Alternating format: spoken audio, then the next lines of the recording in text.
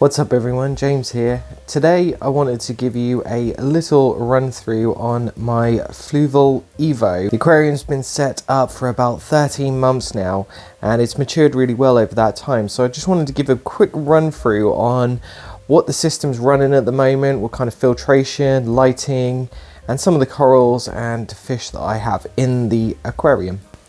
So first of all, I wanted to address just a couple of things. You'll notice this is a different reef compared to, or lid compared to the original one that is on the Evo. I removed that because I put a new light on it, and also it just opens it up and makes it look a little bit nicer when you look down onto it, and it also shines the light in better as opposed to the light that was currently on it. So this lid is just a piece of glass that I had lying around. It's not to size, but this is a massive thick piece of glass and it's reinforced as well, so it's a bit more difficult to cut down to size, and it was just too much effort really. So it fits nicely on top, it looks okay. I do get a bit of salt leak every now and then which I have to wipe off, but apart from that it's not too bad.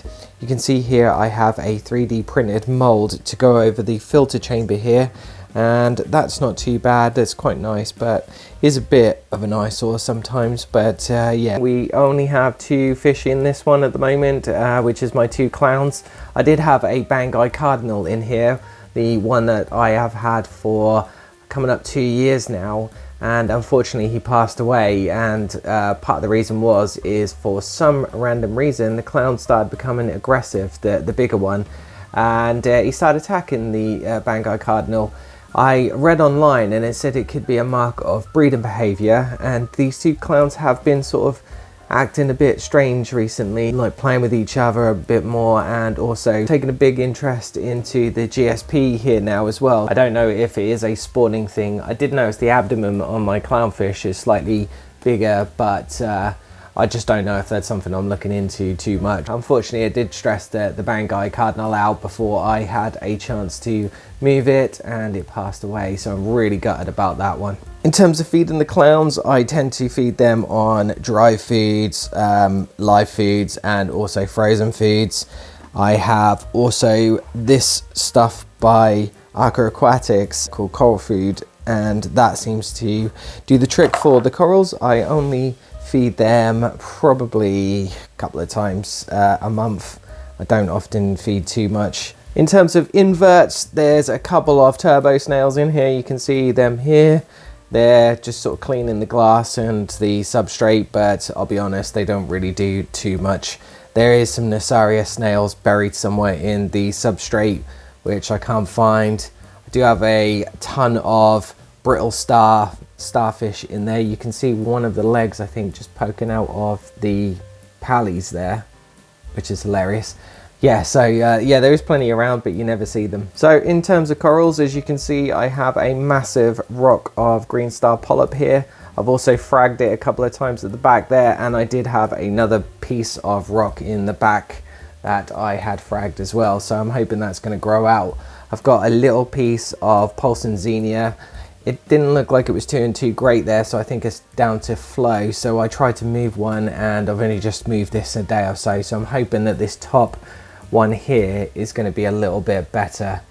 You can see I've also got a mushroom. That's one of my favorite corals there. It looks absolutely stunning. I have a green Kenya tree, which is right here. Some palizoas, some green ones. There is some zoas there, but they died off because gained wrong place, and also I think that it fell over a couple of times. And also at the back you can see my Duncan. Now the light's only been on for about an hour now, so my Duncan is normally blooming a lot more than that, but I don't know if you can see there, but there's about 4 heads on this now, which is amazing. So I'm hoping that I can frag that at some point. Hiding right at the very back of the aquarium, I can't get round there, is my blood shrimp. You can see him there. Absolutely gorgeous shrimp.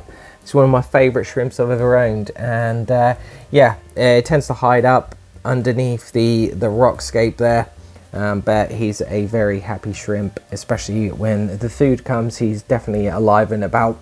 As you can see, no aquarium is ever perfect, and anybody that says they are, then they need to have a proper look at their own tanks, because this one has a bit of an algae outbreak at the moment. It's died off substantially around the back, which is where it was. I think I've sorted out the flow now, and I think also the lighting, this light is very powerful, and I think that it was just causing a bit too much.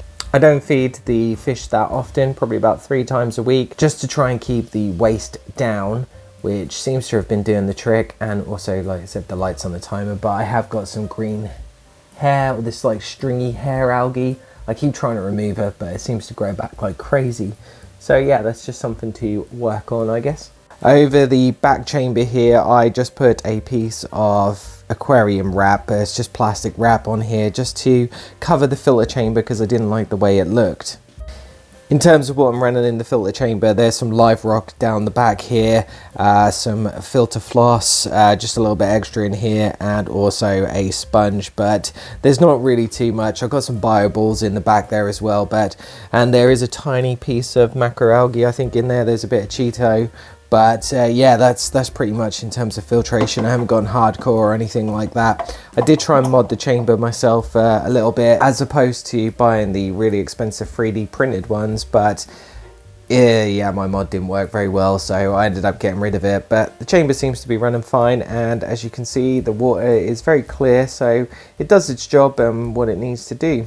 In terms of pump, it's running a Jacabo, I think that's what it's called. It's a little controller inside and a little pump there. It's got something where you can press the feed button and increase the speed of, or the pressure of the pump as well, to push the water around to the aquarium. It's pretty decent. It's a bit noisy, but it is part of what it is, and it does the job again. I did have a random flow generator hooked up to this aquarium, but I was finding a bit of issues with flow and algae, so I thought I'd change to a dual head nozzle, one to sort of keep up with the surface agitation and one to sort of keep the flow of the aquarium. You can tell that there's a bit of flow here because this GSP is going like crazy. Next up, this is the Nicrew Hyper Reef LED light. I did a review on this not so long back, so I won't go into too many details. It's a full spectrum light, and it's pretty damn decent for the money that you pay. The only downside, as you can see, is it slightly dips. The light is too heavy for the bracket that it's made, but I admittedly did send some feedback to Nicrew, which they took on board, so hopefully it'll be an improvement in the next one going around if they listen to my opinions. After a year, I'm pretty damn chuffed with how well the aquarium's coming on. This light has been the biggest improvement to my coral growth. As you can see, that mushroom there is proper coming out. In terms of going forward, I probably, if I can, if this clown isn't going to cause me too much grief, maybe in a couple of months' time, I might add some more fish, or maybe just keep to coral and just keep this as just a clown only tank. I have another marine set up back in my shed, so maybe I will just do something else with that instead. So that's it. Yeah, absolutely awesome tank. It looks really good in my living room here. It's just sitting on a little bookshelf here, which is reinforced in the middle, and yeah, it really looks nice, especially if you put the blues on. It's truly something spectacular. So that's it for now. I hope you enjoyed the video. If you did, please give it a thumbs up and let me know what you think of the tank in the comments below. If you've got any suggestions about what I can do going forward, then let me know as well. I'd love to hear your thoughts. If you haven't already, check out the video review I did of that Nicrew light, and also the original build video to this aquarium. It's pretty awesome to see how it's come full circle now. And until next time, you stay safe.